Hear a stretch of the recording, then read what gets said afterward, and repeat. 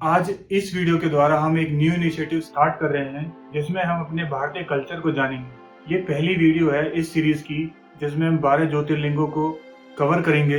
वैसे तो देखा जाए भारत और नेपाल में मिलाकर 64 ज्योतिर्लिंग है, लेकिन 12 जो महाज्योतिर्लिंग हैं हम उनको इस वीडियो में कवर करेंगे।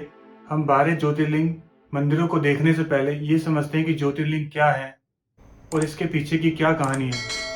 शिव पुराण के अनुसार एक बार भगवान ब्रह्मा और भगवान विष्णु के बीच बहस चल रही थी कि कौन सबसे ज़्यादा सर्वश्रेष्ठ है। तो इस बहस को ख़त्म करने के लिए भगवान शिव ने बहुत बड़े और अनंत स्तंभ यानी कि पिलर के रूप में चेंज हुआ। ये पिलर एक एनर्जी के फॉर्म में था और बोला कि इसके छोड़ कर ढूंढ के दिखाओ कि इसका ओरिजिन कहाँ पर है और ये ख़त्म कहाँ पर हो रहा है। तो इसको लेकर ब्रह्मा और विष्णु चल दिए। ब्रह्मा जी आकाश की तरफ चल दिए और विष्णु पाताल की तरफ। ऐसा कहा जाता है कि भगवान विष्णु ने वराह के अवतार के रूप को धारण किया और वहीं ब्रह्मा जी ने हंस के रूप को धारण किया। दोनों ब्रह्मा और विष्णु दोनों को निराशा का सामना करना पड़ा कि दोनों उस प्रकाश स्तंभ का अंत नहीं ढूंढ पाए।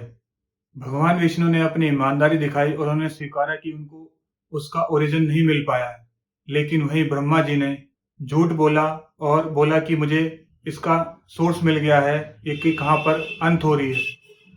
उनका इस झूठ में साथ केतकी के फूल ने दिया, लेकिन भगवान शिव को सब पता था।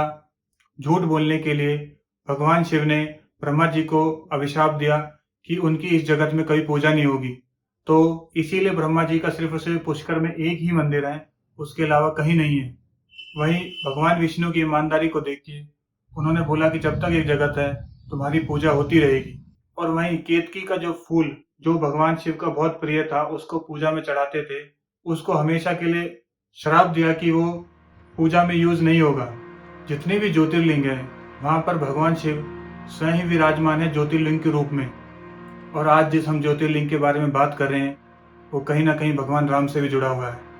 ये ज्योतिर्लिंग है रामानाथ स्वामी टेम्पल, जो रामेश्वरम आइलैंड है जो तमिलनाडु में वहाँ पर स्थित है। इस ज्योतिर्लिंग के पीछे की क्या कहानी है उसको हम देखते हैं। भगवान राम जो विष्णु के 7वें अवतार थे, उन्होंने रावण से युद्ध जीतने के बाद उन्होंने यहाँ भगवान शिव की पूजा करी थी। पुराणों के हिसाब से बताया जाता है कि रावण के वध के बाद ऋषि मुनियों ने बोला था कि आपको कहीं ना कहीं पूजा करनी होगी भगवान शिव की, क्योंकि आपने एक ब्रह्म हत्या की है। रावण ब्राह्मण था। तो इसके लिए उन्होंने अपने प्रिय हनुमान जी को बोला कि वो शिवलिंग लेके आए हिमालय से। तो हनुमान जी चल दिए शिवलिंग लेने, लेकिन पूजा का समय जैसे जैसे निकलता जा रहा था तो भगवान राम ने देवी माँ सीता को बोला कि आप शिवलिंग बनाएं।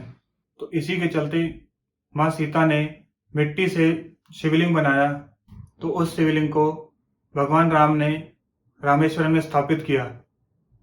लेकिन जैसे ही हनुमान जी आए वो बहुत निराश हुए। हनुमान जी ने भगवान राम को विनती की कि ये कैलाश से आए हुए शिवलिंग हैं, इनका अभिषेक जो माता सीता ने बनाया जिनका नाम रामलिंगा रखा था उनसे पहले किया जाना चाहिए। तो इसी के चलते भगवान राम ने बोला कि इनकी ही पूजा होगी पहले, फिर उसके बाद रामलिंगा की पूजा करेंगे। ये प्रथा आज भी चल रही है। जो शिवलिंग हनुमान जी लेके आए थे उनका जलाभिषेक होती है, उनकी पूजा होती है और उसके बाद रामलिंगन जो देवी माँ सीता ने बनाया था। अगर हम टेम्पल के आर्किटेक्चर को देखें, ये टेम्पल द्रविडियन स्टाइल में बना हुआ है। वैसे अगर हम देखें भारत में जो नॉर्थ में टेम्पल आर्किटेक्चर डिजाइन्स होते हैं उनको नगरा स्टाइल कहते हैं, और वहीं जो साउथ में होते हैं उनको द्रविडियन स्टाइल कहते हैं। जैसे कि सभी साउथ के मंदिरों में ऊंची ऊंची दीवारें होती हैं, इस मंदिर में भी ऊंची ऊंची दीवारें हैं। और ये मंदिर आर्किटेक्चरल डिजाइन के साथ साथ एक स्पिरिचुअल एनर्जी के लिए भी बहुत फेमस है। इसके जो बड़े बड़े टावर्स हैं जिनको हम गोपुरम कहते हैं वो एंट्री गेट होते हैं। और इस मंदिर में जो सबसे खास चीज है, जो टेम्पल में तीसरा कॉरिडोर है वो सबसे बड़ा है वर्ल्ड में। ये तीसरा कॉरिडोर वेस्ट में है। इसको मुथुरामलिंगन सेतुपति ने बनवाया था और उनकी प्रतिमा पश्चिम मंडपा में लगाई हुई है। ये वर्ल्ड का लार्जेस्ट कॉरिडोर है जिसमें 1200 पिलर हैं और 22 फीट तक की ऊंची दीवारें हैं।